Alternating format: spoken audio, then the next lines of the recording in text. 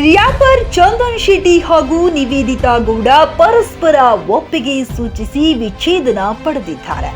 ಕೌಟುಂಬಿಕ ನ್ಯಾಯಾಲಯವು ಇವರ ಕೋರಿಕೆಯನ್ನು ಪುರಸ್ಕರಿಸಿದೆ. ದಂಪತಿ ವಿಚ್ಛೇದನ ನಿರ್ಧಾರಕ್ಕೆ ಬರಲು ಸಾಮಾಜಿಕ ಜಾಲತಾಣವೇ ಮುಖ್ಯ ಕಾರಣ ಎಂದು ಸೋಷಿಯಲ್ ಮೀಡಿಯಾಗಳಲ್ಲಿ ಚರ್ಚೆಯಾಗುತ್ತಿದೆ.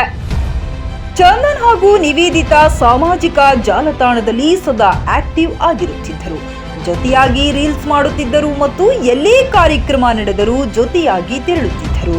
ಇವರಿಬ್ಬರ ನಡುವಿನ ಅನ್ಯೋನ್ಯತೆ ಕಂಡು ಜನರು ಮೆಚ್ಚುಗೆ ವ್ಯಕ್ತಪಡಿಸುತ್ತಿದ್ದರು. ಇದೀಗ ದಂಪತಿ ಬೇರಾಗುವುದಕ್ಕೆ ಸಾಮಾಜಿಕ ಜಾಲತಾಣವೇ ಕಾರಣವಾಯಿತು ಎಂಬ ಚರ್ಚೆ ಶುರುವಾಗಿದೆ.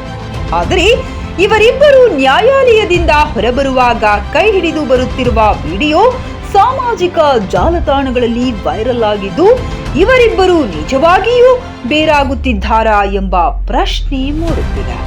ನಿವೇದಿತಾ ಗೌಡ ಹಾಗೂ ರ್ಯಾಪರ್ ಚಂದನ್ ಶೆಟ್ಟಿ ಆಗಾಗ ತಮ್ಮ ಪೋಸ್ಟ್ ಹಾಗೂ ರೀಲ್ಸ್ ಮೂಲಕ ಸುದ್ದಿಯಾಗುತ್ತಲೇ ಇರುತ್ತಿದ್ದರು. ಹಿಂದೊಮ್ಮೆ ಅಂಡರ್ ವಾಟರ್ ಶೂಟ್ ಮಾಡಿರುವ ಜೋಡಿ ಲಿಪ್ ಕಿಸ್ ಮಾಡಿದ ರೊಮ್ಯಾಂಟಿಕ್ ವಿಡಿಯೋ ಶೇರ್ ಮಾಡಿಕೊಂಡಿತ್ತು.